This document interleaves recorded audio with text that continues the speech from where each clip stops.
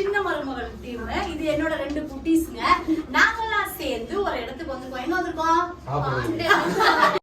எப்ப பார்த்தாலும் சோறு சோறு சோறுன்னு. நாங்கெல்லாம் சேர்ந்து சாப்பிட வந்திருக்கோம். சாப்பாடு தானே முக்கியம் நமக்கு. ஆமா, சோறு தான் முக்கியம். சோறு தான் முக்கியம். அப்போ பாத்ரூம்ல மைனாப்புல இருக்கான். உள்ள பயமாவெல்லாம் இருக்குமாமா? நான் பயப்படவே மாட்டேன். அவசியமே இல்ல. நான் டெய்லி பேய பாக்குறேன். நான் ஃபர்ஸ்ட். சிங்கம் தலை இறங்கிருச்சு. பயப்பட மாட்டாங்க.